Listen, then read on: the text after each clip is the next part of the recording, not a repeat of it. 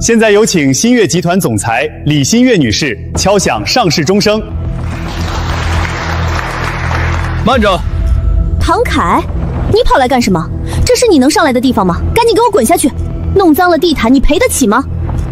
我宣布罢免李新月集团总裁之位，即刻生效。这不是李总的那个废物老公吗？他哪来的权利？八成是看老婆发达了，想钱想的失心疯了。唐凯，你发什么神经？保安，还把他给我轰出去！另外，我再次宣布，唐氏集团撤销对新月集团100亿元的投资，立即生效。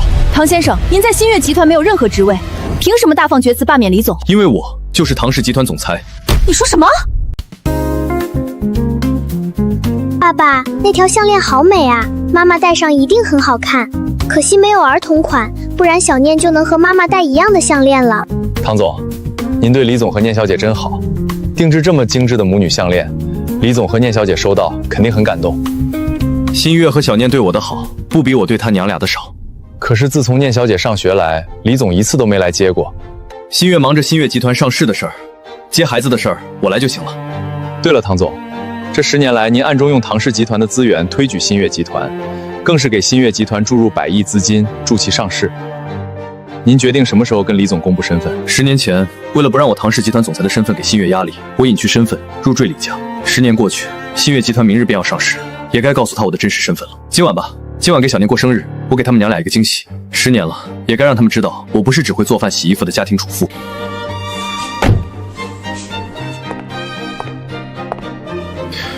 新月，爸爸妈妈，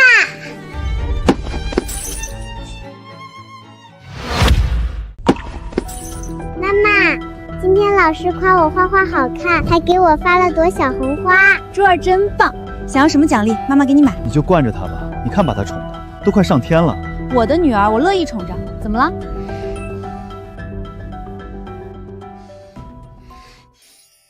爸爸。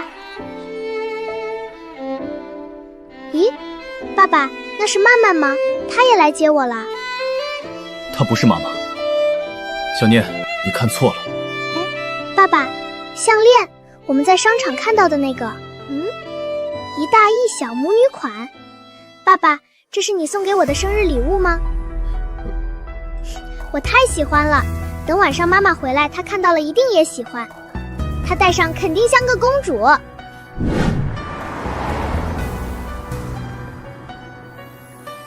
走吧，念念。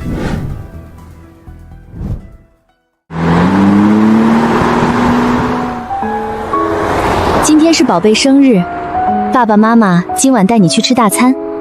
好耶，谢谢妈咪。走吧，念念，我们回家。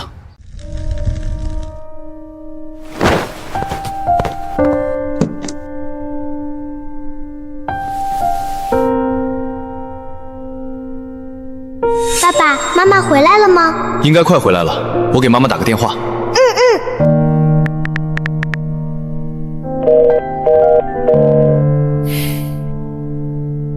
妈妈在公司忙，要不咱们先吃饭吧？我要等妈妈回来。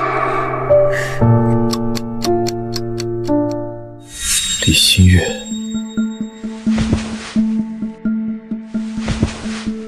帮我查一查李新月今晚在哪儿，干了什么？唐总，查李总，她可是您妻子，您查。是。别走了，今晚陪我。行了，这都2点了，我得回去，不然被他发现什么就不好了。他就是个吃软饭的，怕他干嘛？怕他？明天就是公司上市的日子，我是怕闹出什么幺蛾子影响上市。好吧，我就再忍1天。等公司上市，我立刻让他滚蛋。再忍一忍，快了。我先走了，你照顾好珠儿。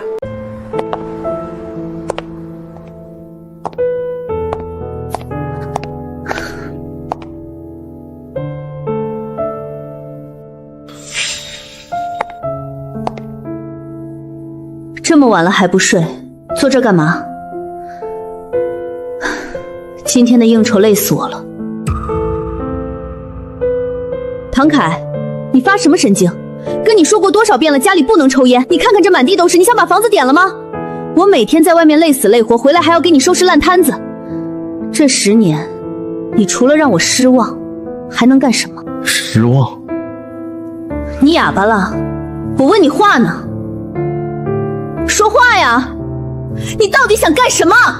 新月，你还记得今天是什么日子？什么日子？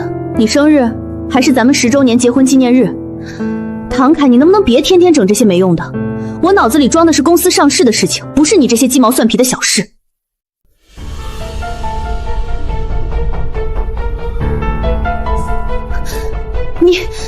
你想干嘛？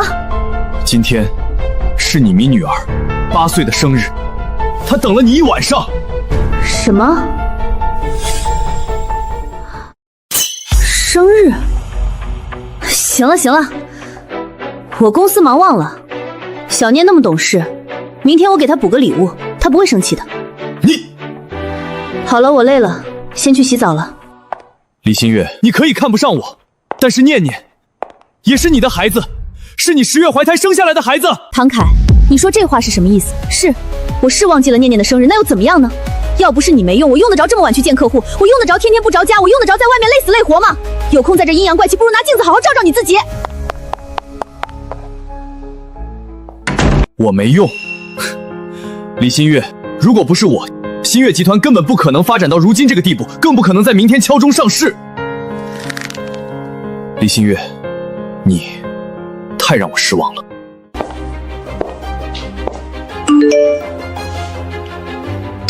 唐总，调查结果发您了。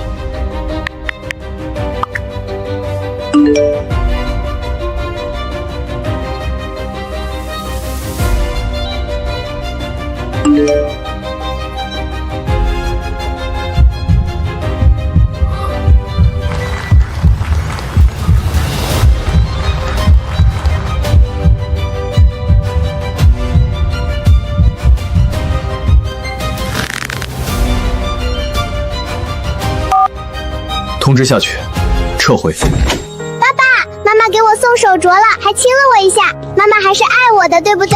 唐总，撤回什么？没什么。李新月，如果你能够抑制满念念，让她快乐长大，我可以再给你一个机会。对，妈妈一直很爱你。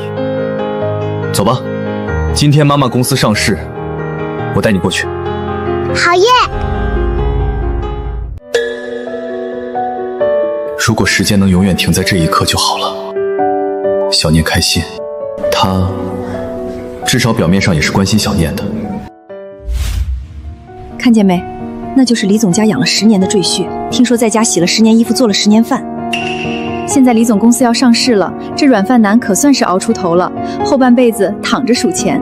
所以说啊，咱拼死拼活干事业，不如人家不要脸。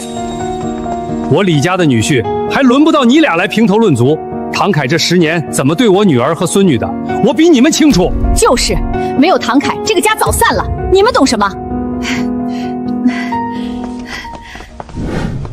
小凯，别往心里去。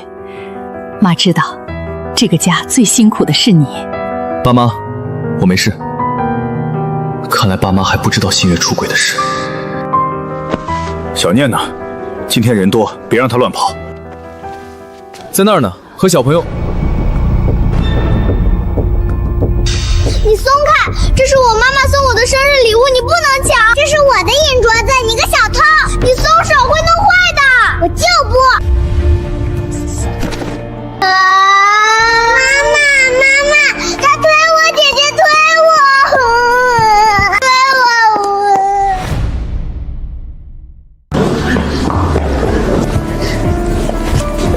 爸爸，我没有推他，是他抢我镯子。是你推我，你还动我的手镯。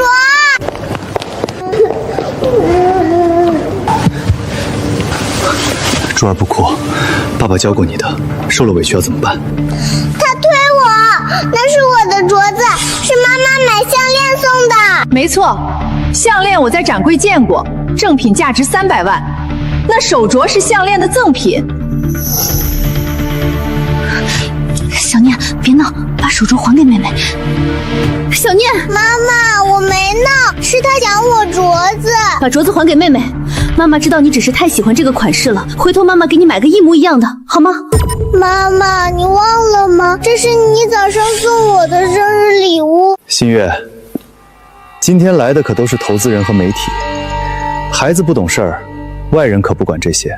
这要是传出去，说李总的女儿手脚不干净，会影响公司上市的。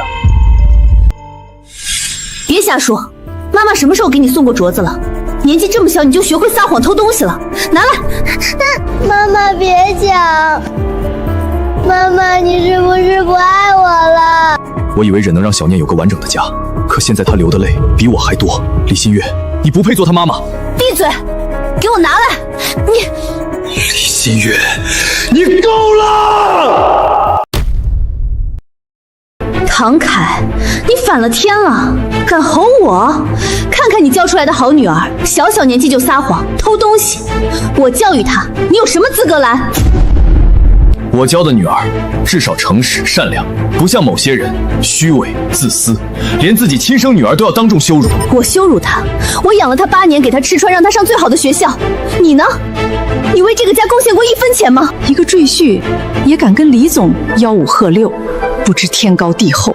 都把李小姐教得这么没教养，小小年纪就偷东西，像话吗？上梁不正下梁歪，我看这唐凯就不是什么好东西。够了！李新月，唐凯是你丈夫，你这样说他，你还是人吗？我不是人，爸。这8年来，是我忙前忙后赚钱养家，是我将新月集团从一个2、3个人的小公司带到了上市公司，是我让他俩不愁吃不愁穿，还住着豪华大别墅。你说我不是人？他唐凯要是有点能力，犯得着我一个女人在外累死累活吗？你放屁！你的启动资金都不用说了。李新月，你说今天的一切都是你给我的，那我就让你看看，没有我，你什么都不是。通知下去，新月集团的注资流程暂停。暂停注资，好大的口气！你以为你是谁？唐氏集团的董事长啊？没错，我就是。你说什么？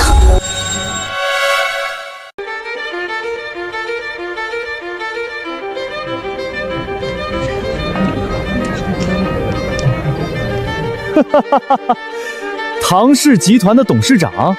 唐氏集团的董事长什么身份？你又是什么身份？你要是唐氏集团的董事长，我就是咱大夏首富。就是，我见过唐氏集团董事长，人家都60多岁了，你要冒充也得先打好草稿吧？真不怕在这儿出洋相吗？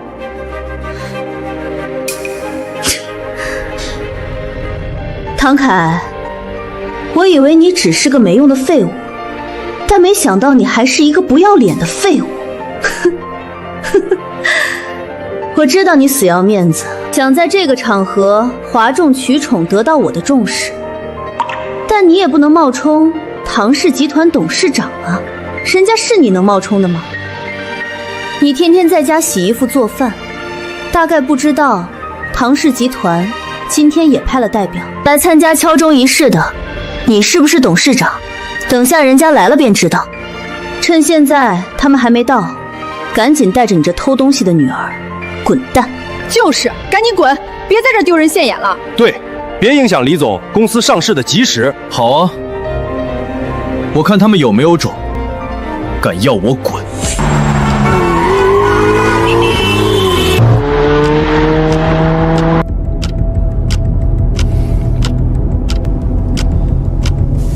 快点儿！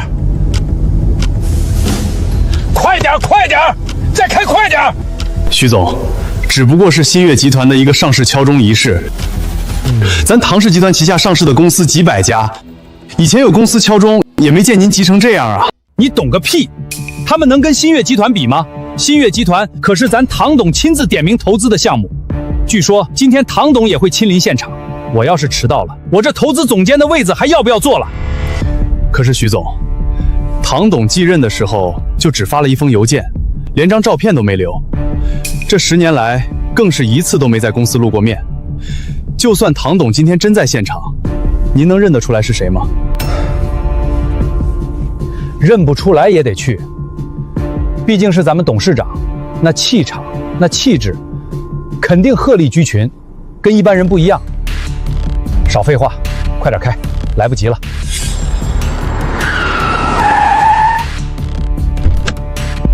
唐氏集团投资总监徐文强到。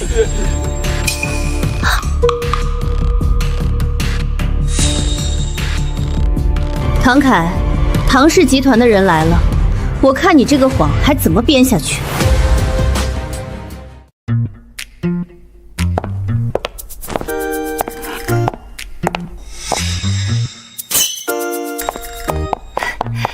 徐总，您可算到了。李总，恭喜恭喜啊！今天可是新月集团上市的大日子。同喜同喜，这都仰仗唐氏集团的鼎力支持。徐总，里边请。徐总，您来的正是时候。咱们这儿好好的敲钟仪式，竟然跑进来一个不知死活的神经病，公然冒充唐氏集团的董事长。什么？冒充唐氏集团的董事长？反了天了！谁给的狗胆？喏，就是他在大放厥词，说他是唐董，还嚷嚷着要暂停对新月集团的100亿注资。虽然没见过唐董，但听公司高层说唐董德高望重，杀伐果断，怎么可能是眼前这个满身油烟味的年轻人？小子，你知道咱唐氏集团的董事长是谁吗？在这儿瞎冒充，你是不是不想活了？唐凯，怎么变哑巴了？刚才装逼的能耐呢？现在唐氏集团的徐总亲自站在这儿，他会没见过唐董？露馅了吧？识相的，赶紧跪下来给徐总磕头道歉，然后乖乖滚出去。徐总大人有大量，或许就不跟你计较了。唐凯，你耳朵聋了，听到没有？快跪下给徐总道歉！你自己不要脸，别在这恶心人。小凯，冒充什么不好，非要冒充人家唐氏集团的董事长，这下踢到铁板了吧？老头子，这可该怎么办啊？能咋办？难道就放任小凯出事不成？徐总，我是新月的父亲李公安，唐凯他年轻不懂事，一时糊涂冒犯了唐氏集团，您看能不能给我这把老骨头一个面子，饶了唐凯这次？笑话，放过他？他刚才大言不惭的那个狠劲儿呢？唐氏集团董事长是人就能随便冒充的吗？徐总，您可千万不能开这个头，您要是放了这小子，这事儿要是唐董知道了，铁定会饶不了您。对呀，上头可是发了话，今天唐董会亲临现场，说不定此刻就躲在暗处观察。这事我要是处理不好，投资总监的位子怕是真保不住了。给你个面子，你算个什么东西？你的面子值几个钱？听到没，唐凯，还不赶紧跪下道歉？难道非要我们帮你吗？你们要干什么？小凯，不准动我爸爸！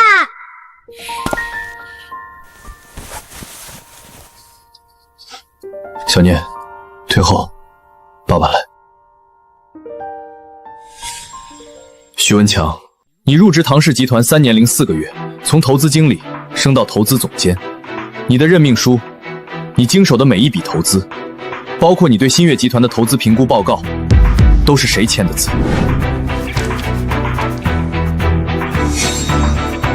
你怎么知道这些？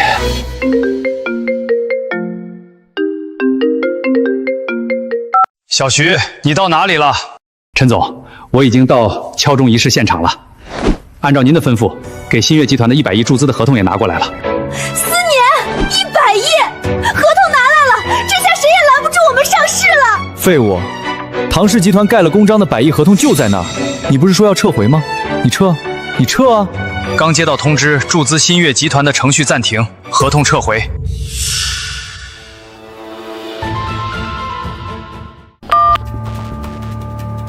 徐总，这是不是搞错了？这不都谈好了的吗？100亿的合同说好在咱们新月集团上市现场签订的，怎么能说变就变了？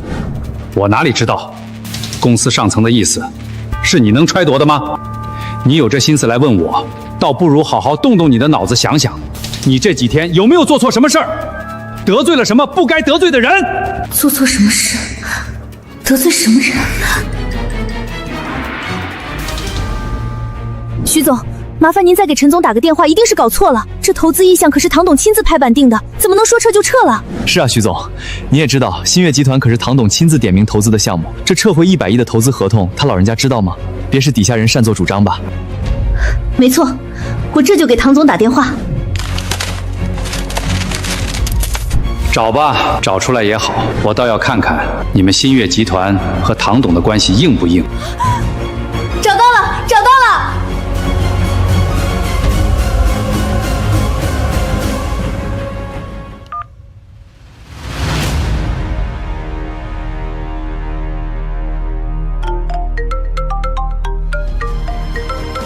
什么？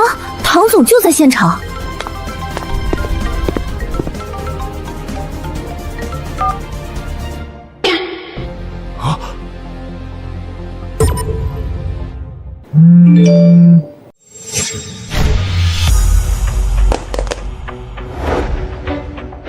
唐凯，你竟然将新月通讯录里的唐总的电话改成你的，你真够可以的。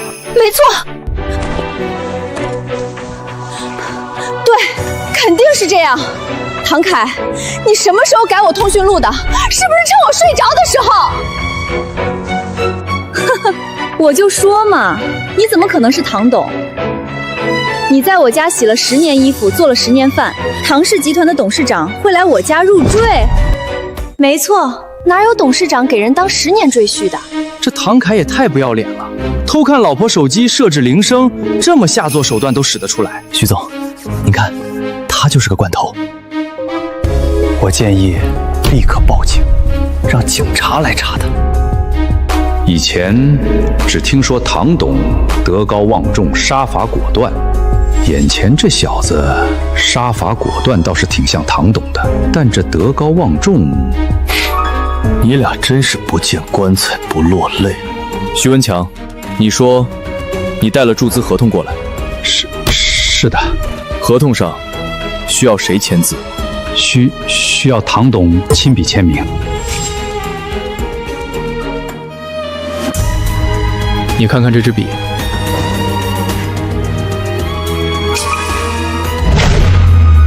编号001，唐董的签字笔只此一支，绝不外借。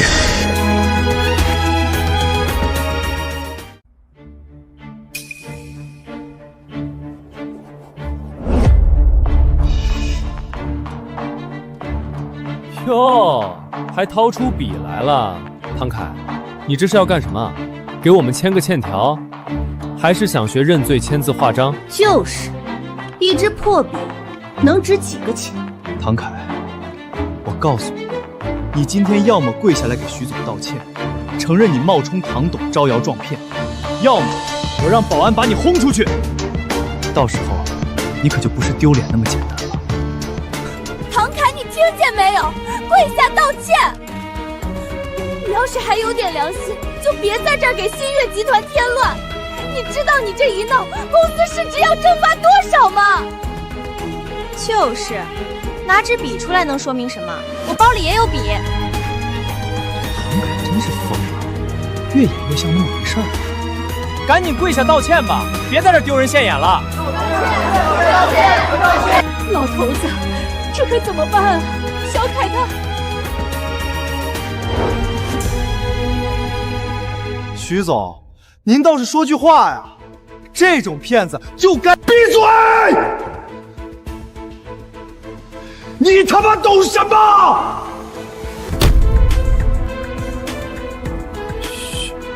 徐总，您这是……我虽然从未见过唐董，但我知道这支笔编号001，是唐董的专用签字笔，只此一支，从不外借。你们知道这支笔意味着什么吗？意味着，站在你们面前的这个人，就是唐氏集团真正的董事长。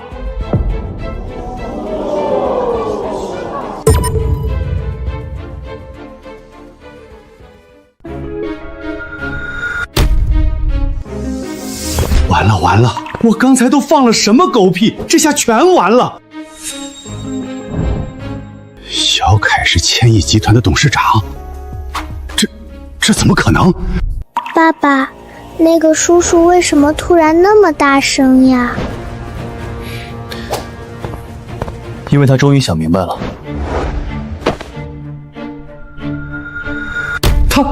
唐董，我有眼不识泰山，我该死，我刚才脑子进水了，求唐董饶了我这次。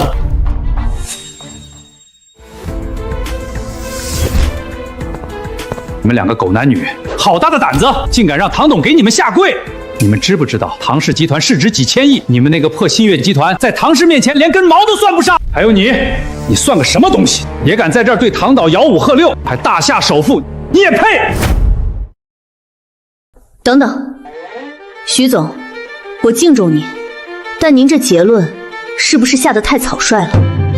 你什么意思？一支笔能证明什么？就算这支笔是编号001，是唐董专属又怎么样？笔是死的，人是活的。徐总，您就凭一支笔就断定他是唐氏集团董事长，这也太儿戏了。万一这支笔就是他从唐董那里偷来的呢？对啊，一支笔确实说明不了什么，万一真是偷的呢？你们想想，唐氏集团是什么体量？1000亿帝国，董事长会给人当10年上门女婿，会天天围着灶台转，我怎么想都觉得不对劲。是啊，对啊，没错，这支笔一定是他偷的。徐总，您是不知道，这唐凯就是一个没用的赘婿，他怎么可能是唐氏集团董事长？徐总，您刚才也说了，您从来没见过唐董，那您凭什么断定他就是？万一真正的唐董正在来的路上，看到您给一个神算下跪，您这总监的位置还保得住吗？是啊，万一呢？唐先生，您还有别的证据吗？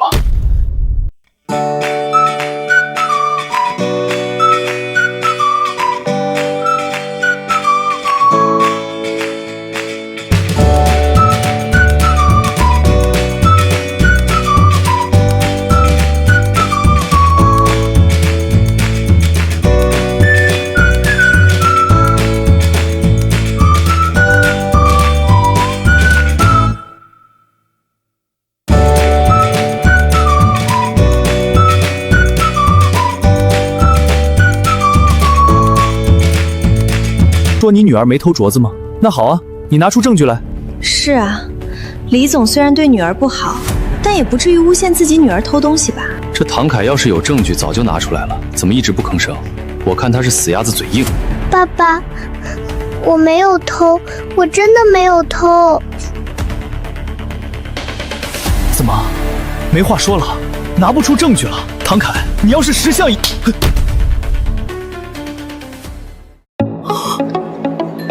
唐凯，你他妈敢打我！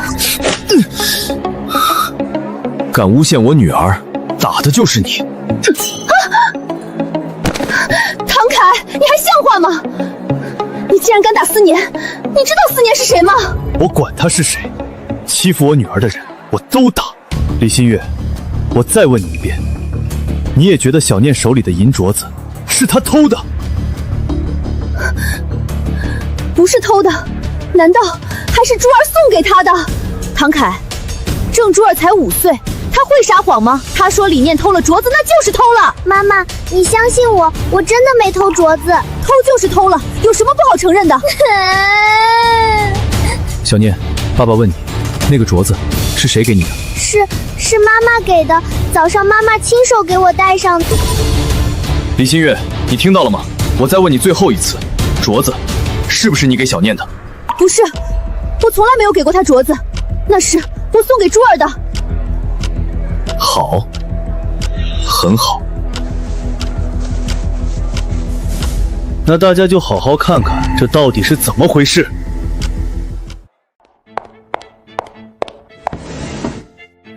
这是妈妈给你补的生日礼物。哇，谢谢妈妈。喂，思年，好，我马上到。新月，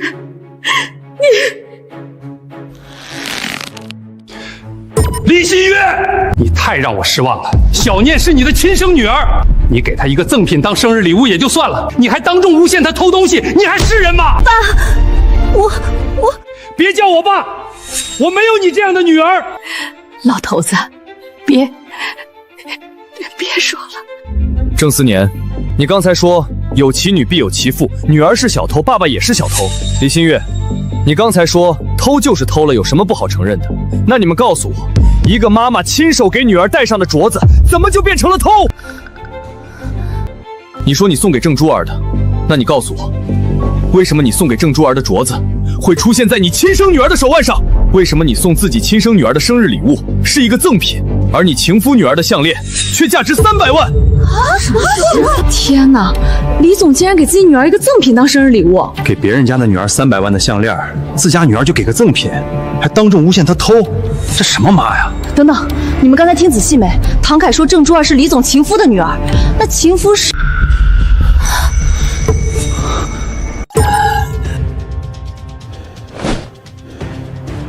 唐凯，你口口声声说我是李总的情夫，说我和李总有一腿，你有什么证据？各位，他拿不出任何证据，就敢当众说我是李总的情夫，这是什么行为？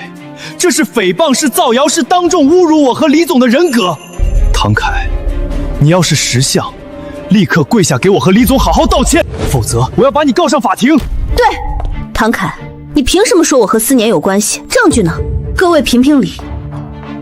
我知道他恨我，觉得我对不起他，但他拿不出一张照片，拿不出一条聊天记录，凭什么这样羞辱我？夫妻吵架为什么要用这种下作的手段？是啊，唐凯确实没拿出证据。万一人家真只是普通朋友呢？这绿帽子扣的也太狠了。爸妈，你们帮我说句话呀！我是你们的亲生女儿，难道你们也相信我是那种人吗？我真的没有做对不起唐凯的事啊！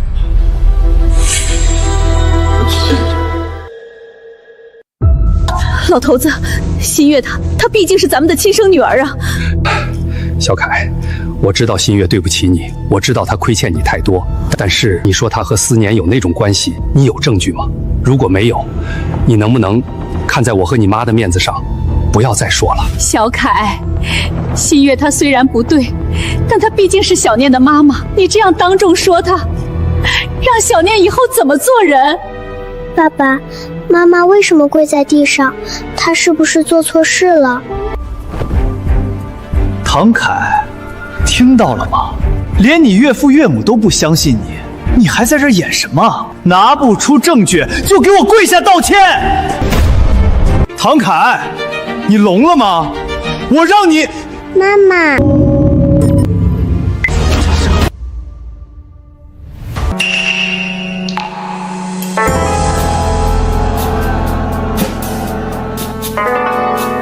妈妈，我怕，妈妈抱我，我害怕。新月，他刚才叫你什么？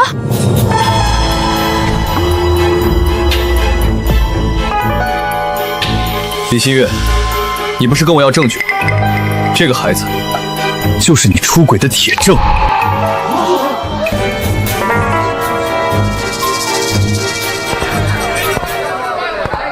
她叫你妈妈，你告诉我，她的父亲是谁？是不是他？太不要脸了！天哪，郑珠儿叫李总妈妈，她真是李总的私生女。太不要脸了！自己出轨和别人生了孩子，还当众诬陷亲生女儿偷东西，这是什么恶毒的女人？怪不得她对李念那么狠，原来心思全在情夫和私生女身上。李新月，你真的……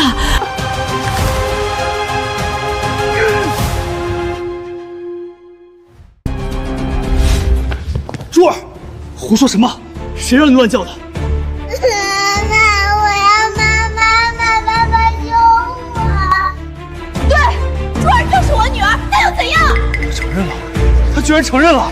真不要脸，当着老公的面承认私生女。唐凯，你以为让珠儿喊我一声妈妈就能打倒我了？我告诉你，珠儿就是我女儿，但我和思年是清白的。啊？郑珠儿叫她妈妈，她承认了，但又说和郑思年是清白的，这什么逻辑？孩子都生了还清白？各位，珠儿是我的女儿没错，但这能证明什么？能证明我和思年有不正当关系吗？珠儿是我的干女儿，我是珠儿的干妈，这有什么问题吗？各位都是做生意的，认个干闺女、干儿子不是很正常的事儿吗？我把珠儿当亲生女儿疼爱，珠儿叫我一声妈妈有什么问题？这也叫出轨的证据？唐凯，你拿这个说事，未免也太可笑了。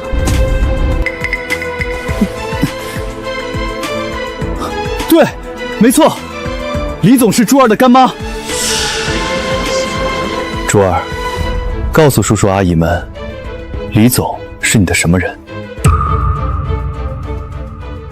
干妈是珠儿的干妈。幸好当初留了一手，那时候让珠儿当着外人要喊新月干妈，不然这关真过不了了。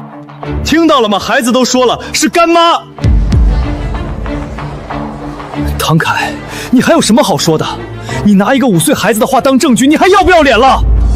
认干女儿，这个确实说得通。对啊，我女儿也认了个干妈，平时也叫妈妈的。各位，我认个干女儿有什么错？我疼爱干女儿有什么错？可他唐凯呢？他拿一个5岁孩子的话就当众污蔑我出轨，污蔑我和思年有私情，这是什么行为？这是诽谤，这是对我人格的侮辱！我一个女人，辛辛苦苦打拼10年把公司做上市，结果自己的丈夫不仅不感恩，还当众这样羞辱我。我李新月，命怎么这么苦啊？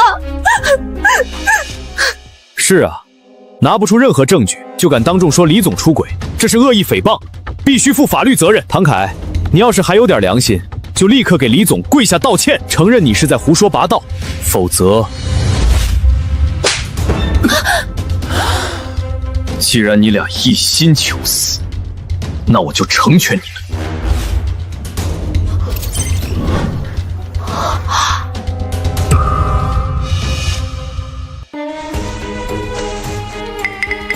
妈，你先带小念去休息室，接下来的事不适合他在场。小凯，有什么是孩子不能看的？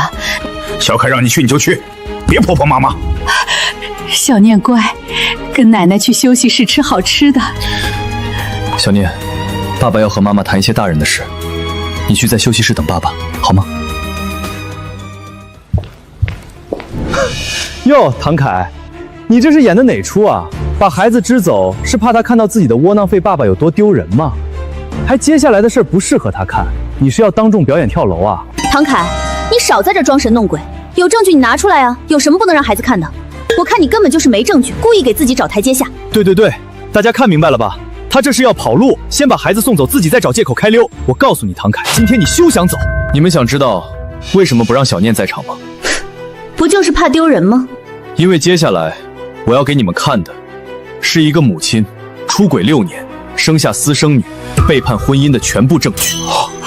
这些肮脏的东西不是一个8岁小孩该看的。李新月，你可以不要脸，但我的女儿不能因为你留下心理阴影。李新月、郑思年，你们不是要证据吗？那我就给你们。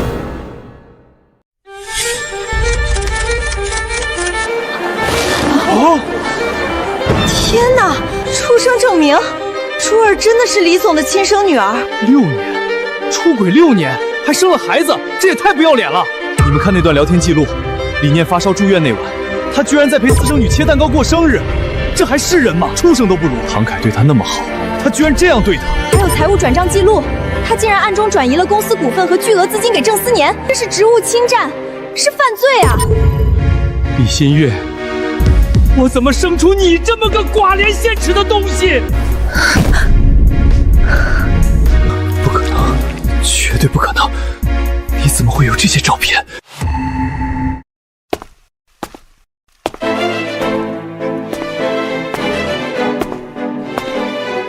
李新月，这些证据够不够定你一个婚内出轨？啊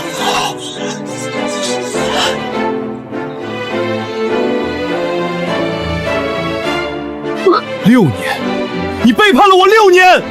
我在家做饭、洗衣服、带孩子的时候，你再跟他说那个废物还在家等着。我女儿发着高烧，哭着喊妈妈的时候，你再跟她说明天一早就来。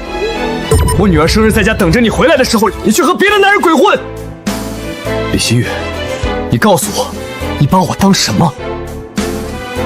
你把我们的女儿当什么？你把这段婚姻当什么？10年，我用10年时间，把一个小作坊做成了准上市公司。你从一个普通女人捧成了身价数十亿的总裁，而你用10年时间教会了我一件事：有些人不值得。没错，我是出了轨又怎么样？但还不是因为他。如果10年前不是因为你嫌弃思年家穷，我早就嫁给思年了。我早就嫁给思年了，这时候还会有这事儿吗？还有你，明知道我有喜欢的人了，你却还要逼着我和你结婚。我这么做根本就不是出轨，只是为了找回自己的真爱。我为了真爱，有错吗？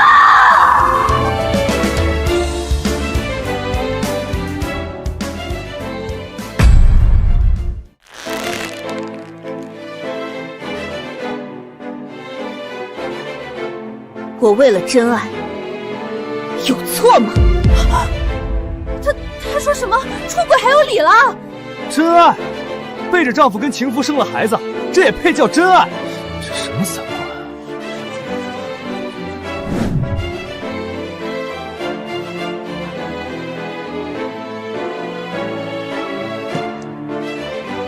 唐凯，你怎么不说话了？你不是挺能说的？证据你都拿出来了，好，我认了。但你以为这样就能让我低头？我告诉你，做梦！我这辈子最后悔的事就是嫁给你。如果不是你，我早就和思年在一起了，珠儿也不会背上私生女的骂名。是你毁了我和珠儿。够了！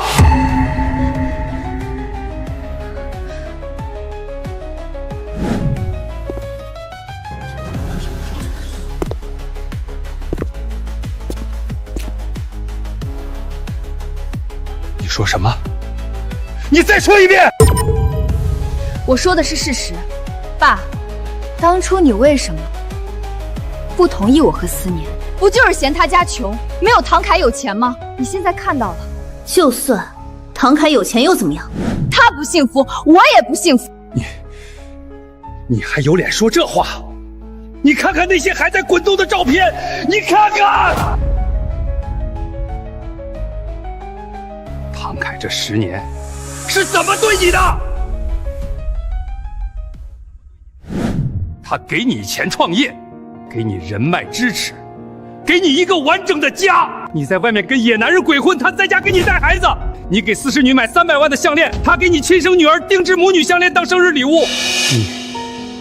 你摸摸自己的良心，你还有良心吗？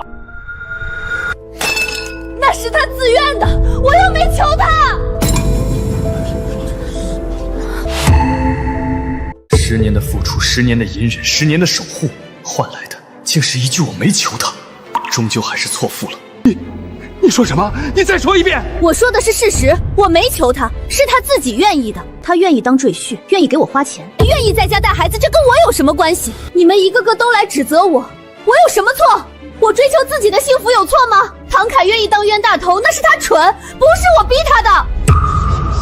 天哪，这什么话？唐凯对他那么好，他说人家蠢，这还是人吗？简直畜生都不如！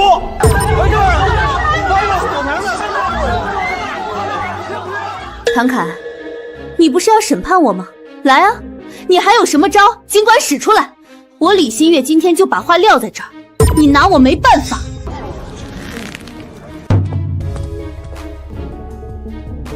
对，你们拿我们没办法。新月集团是新月一手做起来的，不管你怎么说怎么闹，新月集团上市是板上钉钉的事儿。等上市了，我们照样能拿到投资。唐凯，你以为你赢了吗？你错了。新月集团的股东都站在我们这边，你一个赘婿能翻出什么浪来？新月集团敲钟仪式马上开始，请各位准备。看吧看吧，你闹啊，你闹了这么久，还是改变不了什么。只要钟声一响，新月集团就上市了。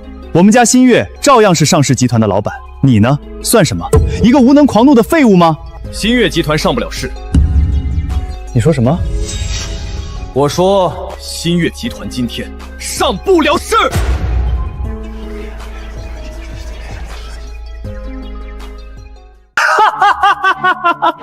唐凯，你是不是被绿叔幻觉了？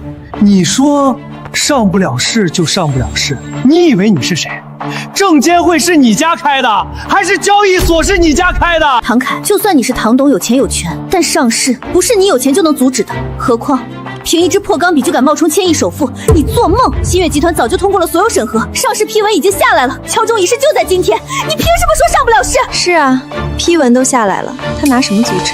就算真是唐董，也不能一手治天吧？唐凯，我劝你清醒点，我出轨那是我的私事，跟公司上市有什么关系？证监会管天管地，还管人家夫妻感情，你信不信？等敲钟仪式一结束，我的身价至少翻3倍，到时候我还是高高在上的总裁，而你依旧是被我戴了绿帽子的废物。李新月，你说完了吗？说完了又怎样？没说完又怎样？你能拿我怎么样？时间差不多了。什么时间？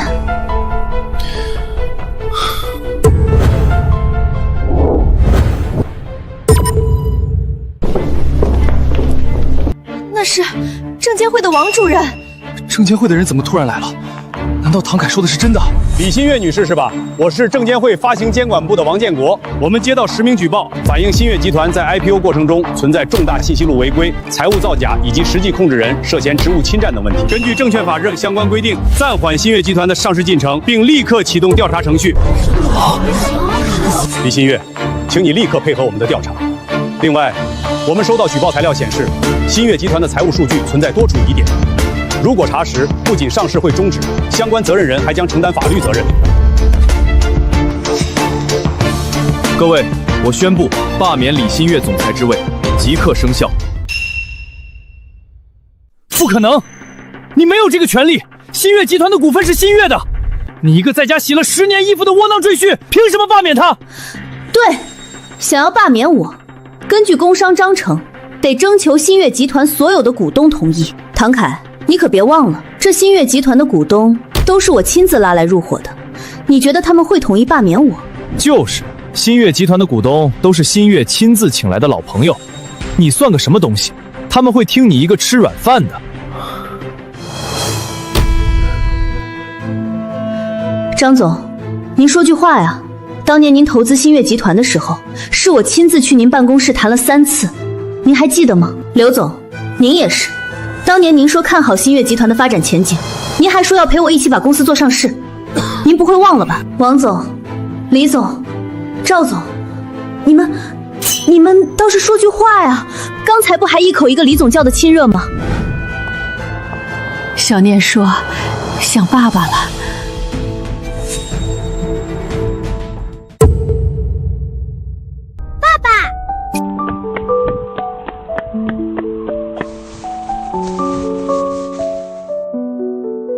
爸爸奶奶说妈妈做错事了，妈妈是不是不乖？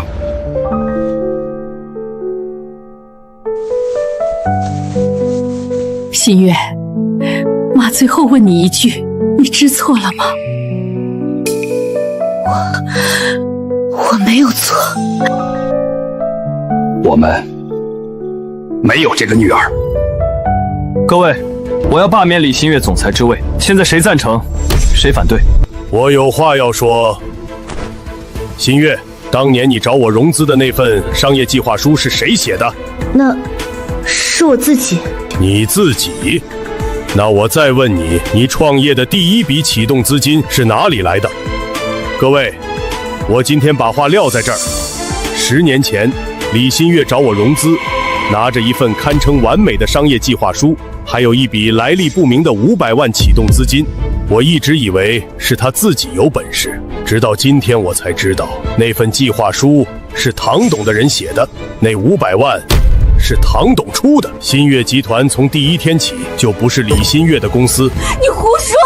你够了！李新月，新月集团不能交给一个道德败坏、涉嫌犯罪的人。我赞成罢免李新月。没错，我也赞成。爸慢着，我还有话要说。各位，我理解大家的心情，但是唐先生，您说您是唐氏集团董事长，您拿出了钢笔，徐总监也确认了，但恕我直言，这些都只是间接证据。我们这些股东投的是真金白银，罢免总裁这么大的事儿，总不能凭一支笔、一个投资免金的几句话就定了吧？万一这里头有什么误会呢？是啊，倒是忘了这一茬了。万一唐凯不是唐氏集团董事长呢？那要是罢免了李新月总裁之位，岂不是要罪真的唐董了？这谁担待得起啊？对，孙总说的对，唐凯，你有什么直接证据证明你是唐氏集团董事长？没错，你说你是唐氏集团董事长，那你让唐氏集团的总裁出来给你作证啊！你唐氏集团总裁到，唐氏集团总裁陈明远到。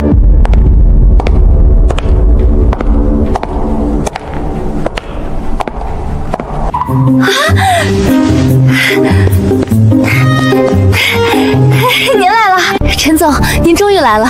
李小姐，我们又见面了。李总，你这排场很大呀！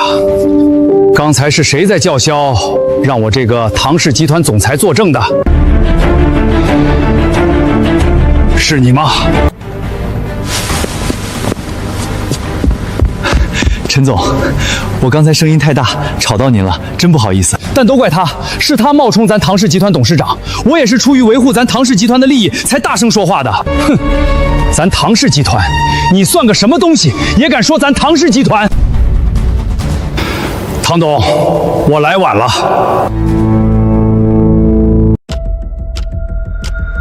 不可能，陈总，你是不是搞错了？他怎么可能是唐氏集团的董事长？他是我老公，他在我家洗了10年衣服，做了10年饭，他就是个一无是处的废物，他怎么可能是高高在上的唐董？对，不可能，绝对不可能！陈总，你一定是被他骗了，他肯定是用什么下道手段威胁你了，对不对？你告诉我，是不是他威胁你的？你们再看看他，他哪一点像唐氏集团的董事长？唐氏集团是千亿帝国，董事长会给人当上门女婿，会被人骂废物都不敢还口。够了，你算个什么东西？也敢在这儿质疑我唐氏集团的董事长？各位，我陈明远，唐氏集团总裁，以唐氏集团的名义郑重宣布，他就是我们唐氏集团的董事长，谁敢质疑？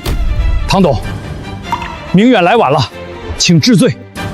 各位股东，现在罢免李新月，你们谁赞成，谁反对？我赞成罢免，我也赞成，赞成。我也赞成。新月，我今年70岁了，我投了你10年，把你当亲闺女看，但今天我要说，你太让我失望了。不是因为你没能力，而是因为你没良心。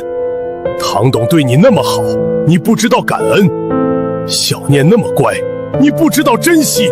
你把所有人的真心都踩在脚下。新月，你不配当这个总裁，你不配当小念的妈妈，你甚至不配当一个人。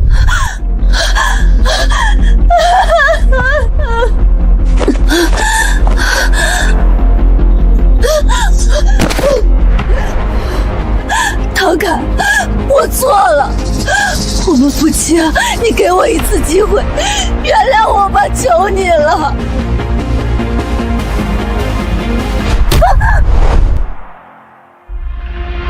唐凯，求你了，看在10年夫妻的份上，看在小念的份上，你原谅我好不好？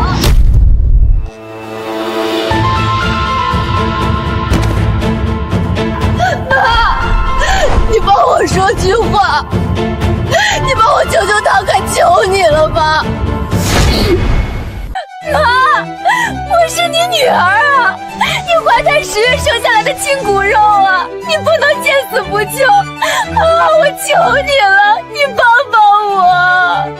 新月，你刚才说你没求他，你说唐凯愿意当冤大头是他蠢，你说你追求真爱没有错，你说新月，你到现在真的知道自己错了吗？我知错了，我真的知错了，妈，你帮帮我。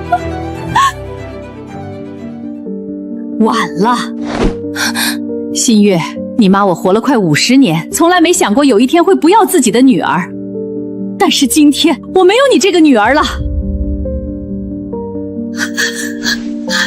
爸，你帮我说句话，妈不要我了，你不能不要我吧？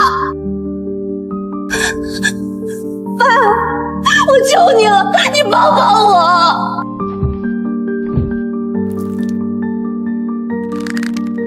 新月，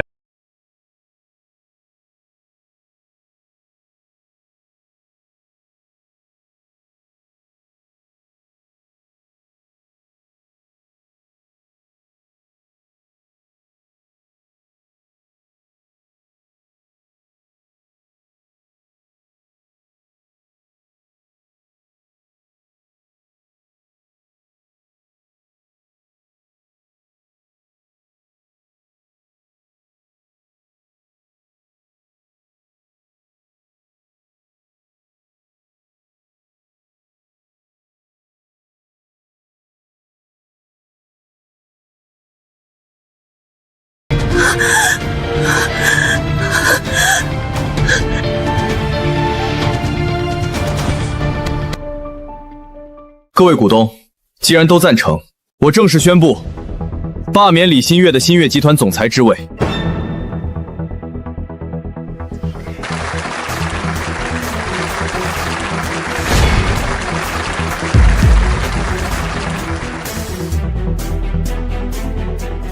散会。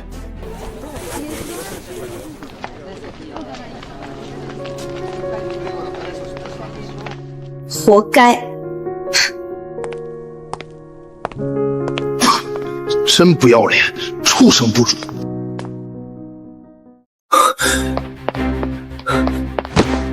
走，走吧，别在这儿丢人了。新月，你忘记了，我们挪走了2000万到私人账户，就算没有公司了，又能怎样？这2000万够我们卷土重来了。走，去哪里？我什么都没有，公司没了，钱没了，爸妈没了，丈夫没了，女儿也没了，都是你，都是你害的。如果不是你，我不会走到今天这一步。是你毁了我。疯婆子，你不走，我走。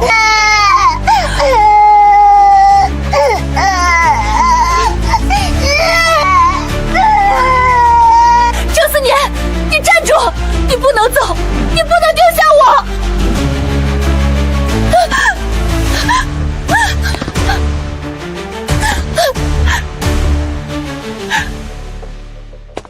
站住！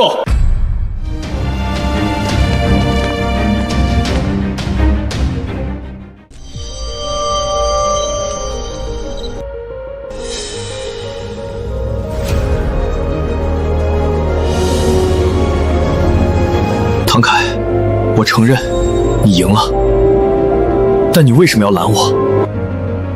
你也没资格拦我，我既不是唐氏集团的员工，也不是新月集团的员工。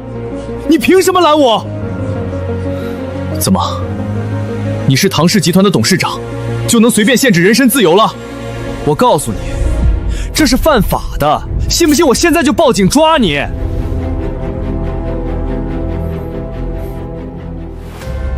你说错了，就算你不是我公司的员工，我一样能拦你。凭什么？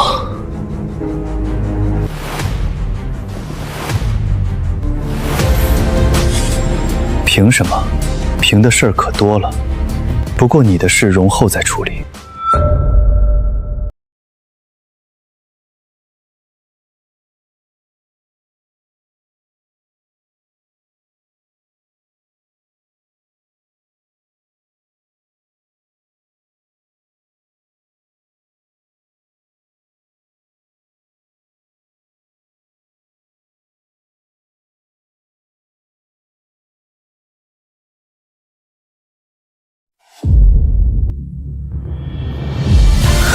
离婚协议？唐凯，你知道你在做什么吗？你是我李家的赘婿，你竟然想跟我离婚！李新月，这10年，我给了你我能给的一切。今天，这份协议，是我给你最后的体面。体面？你当着几百号人的面让我身败名裂，你现在跟我说体面？唐凯，你太狠了，你就是个魔鬼！我不签，我死也不签！唐凯，我们是夫妻，10年的夫妻，你不能这样对我！你原谅我这一次，我真的知道错了，求你了！你知道错了，那你告诉我，你错在哪里？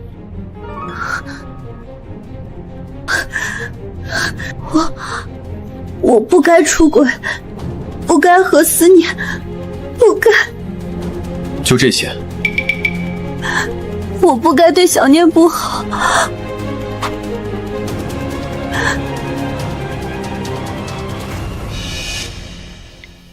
那个废物，他算什么东西？要不是看在钱的份上，我早就让他滚蛋。等公司上市，我一句话就能让他净身出户，带着他那宝贝女儿滚出李家。李新月，你说的每一个字，我都记得。你说的废物，你说的滚蛋，你说的净身出户，现在我把它还给你，签字。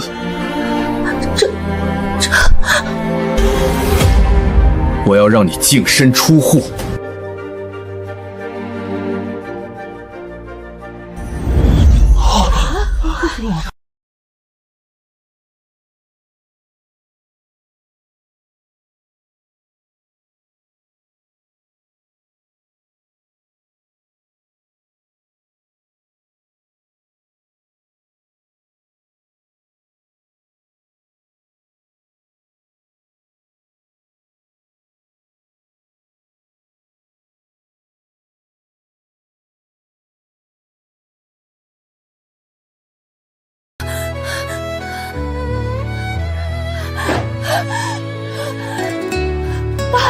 爸，你们帮我说句话啊！我不能离婚，我不能净身出户。如果净身出户，我什么都没有了。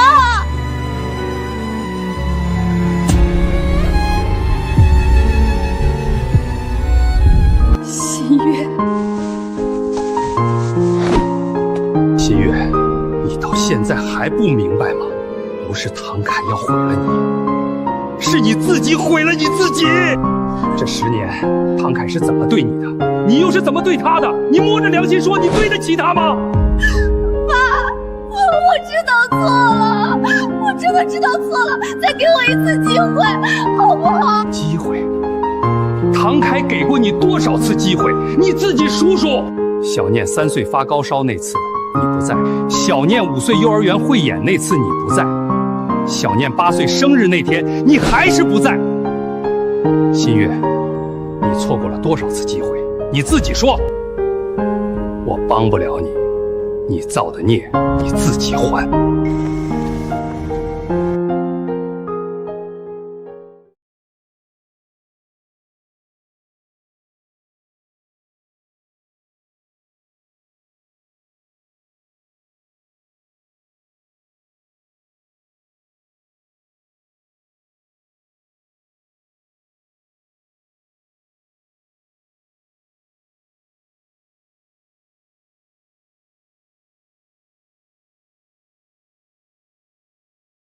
是他勾引我的，是他 PUA 我的，是他让我这么做的。唐凯，你要怪就怪他，都是他的错。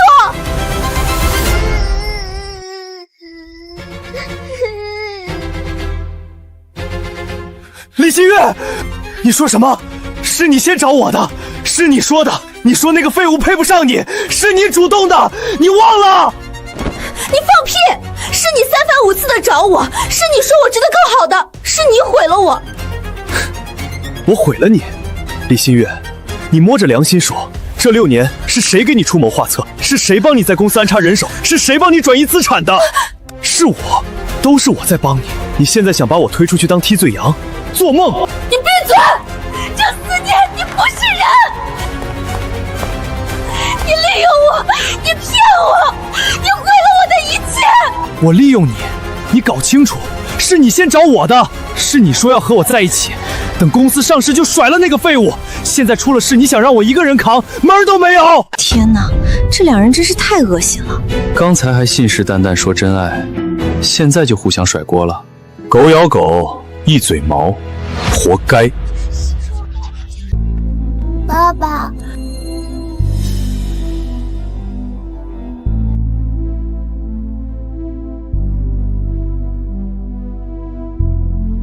妈妈怎么了？她为什么哭呀？小念，爸爸问你一个问题：如果以后妈妈不能和我们住在一起了，你会不会难过？会，但是爸爸去哪儿我就去哪儿，爸爸不哭我就不哭。好，爸爸不哭。爸爸答应你，以后再也不会让任何人欺负你。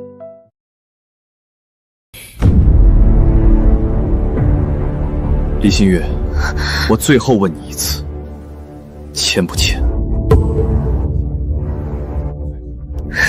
新月，我们有女儿了。妈妈，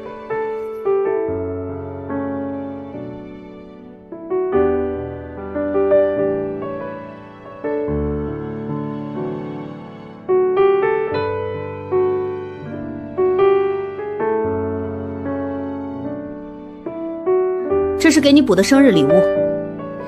哇，谢谢妈妈。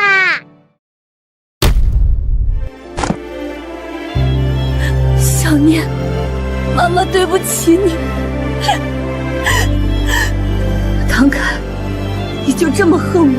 我不恨你，我只是不爱你。这10年，我用尽全力去爱你，但你不值得。李新月，签字吧，这是你欠我的，也是你欠小念的。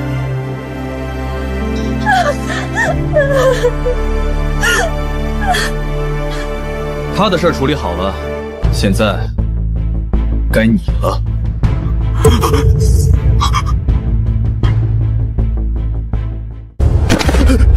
唐凯，你要干什么？我告诉你，你无权处置我，我不是你公司的员工，你没资格。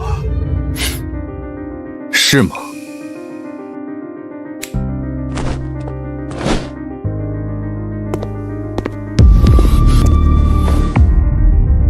郑思年，32岁，毕业于江北大学工商管理专业。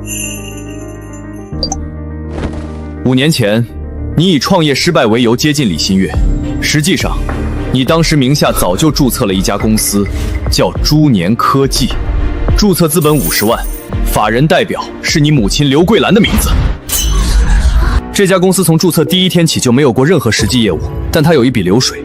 5年前，新月集团第一笔技术咨询费50万元打入了这家公司的账户，而当天，这笔钱就被转入了你的个人账户。你利用李新月对你的信任，以外包合作为名，伙同他通过虚报项目支出、伪造采购合同、虚构技术咨询等方式，5年时间累计转移新月集团资金2347万元，全部流入你控制的离岸账户。天哪，2300万！这哪是出轨，这根本就是犯罪啊！5年2000多万，平均1年将近500万。你血口喷人，这些都是正常业务往来，我有合同，有发票，你凭什么污蔑我？合同？你说的是这些？看看这些技术合作协议、咨询服务合同，每一份的甲方都是新月集团，乙方都是猪年科技或另外3家空壳公司。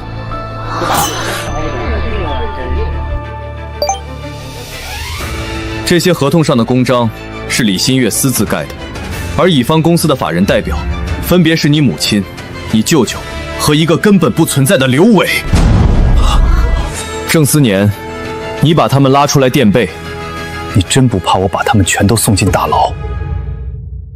还有，唐凯，你有完没完？自然是没完。你以为把资金拆成几十笔小额转账，通过4个不同国家的账户洗一遍，就查不出来了。你看，这个尾号7703的账户，开户人是 Tom Brooks， 实际控制人郑思年，账户余额至今还剩1800余万。你以为这就完了？你还利用职务之便，注意，你在新月集团的职务是战略发展部顾问，虽然是李新月私设的虚职，但你确实接触到了新月集团的核心技术资料。你将新月集团3项核心技术的商业机密，以技术合作的名义泄露给竞争对手恒盛集团。左边是新月集团的专利文件，右边是恒盛集团后来申请的技术专利，相似度高达85%以上，获利800万元。这笔钱通过郑珠儿名下的教育基金账户接收，一个5岁孩子的教育基金，一次性存入300万欧元。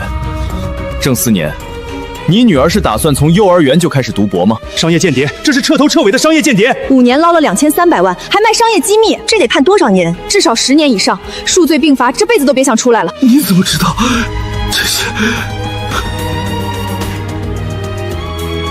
郑思年，你完蛋了。唐凯，你陷害我，这些都是你伪造的！你恨我抢了新月，你报复我，你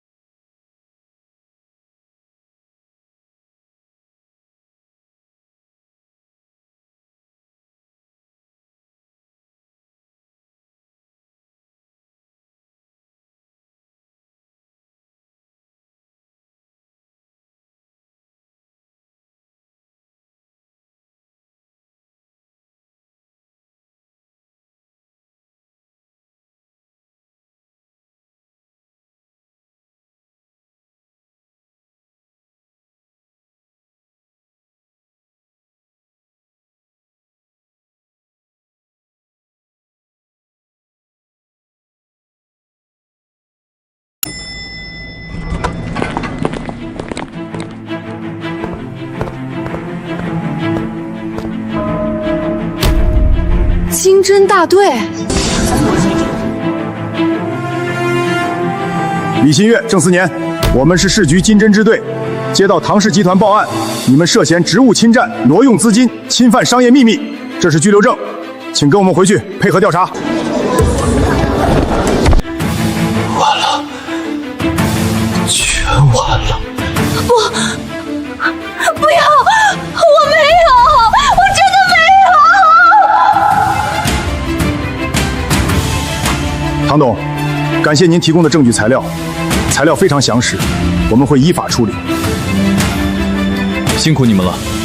所有转账记录、合同文件、聊天记录，我已经让助理整理成电子版和纸质版，稍后移交。带走。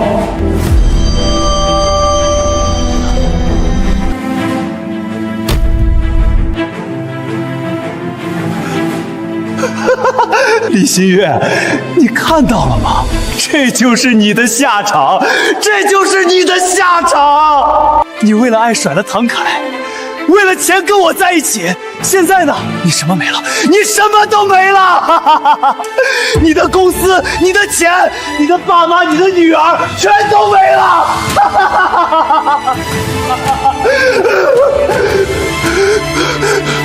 珠儿呢？珠儿呢？珠儿呢？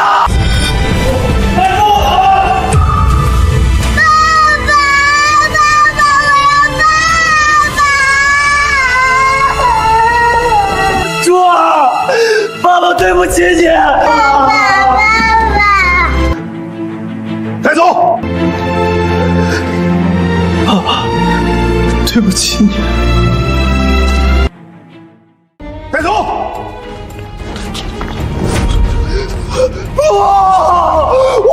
想坐牢。李新月，你个贱人，都是你害了我！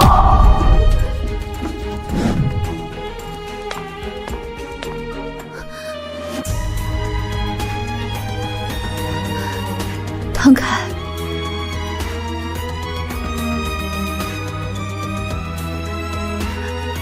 你还恨我吗？不恨，我只是不认识。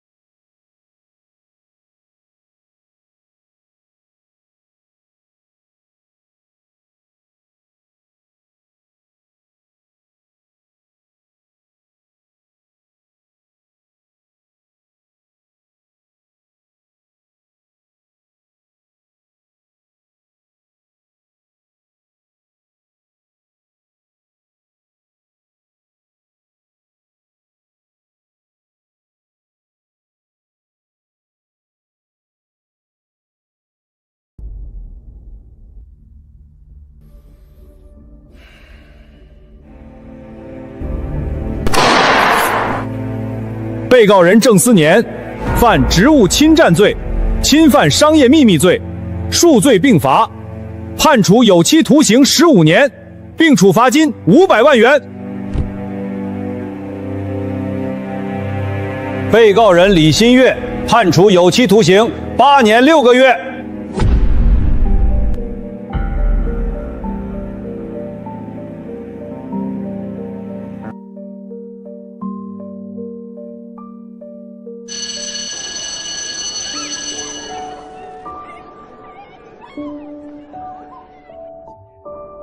小念，在学校要乖乖听话，放学爷爷来接你。知道啦，爷爷再见。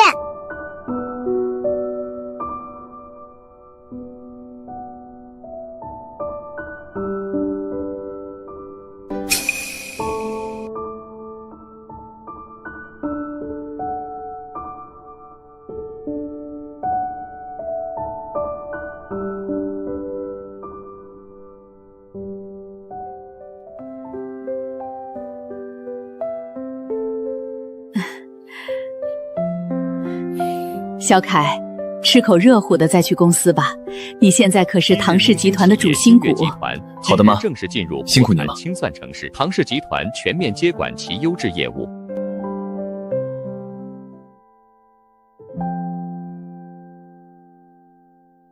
这10年，我以为我在守护一个人、一个家，到头来发现，我守护的从来不是李新月，不是李家，不是新月集团，我守护的是身边这个叫我爸爸的小女孩。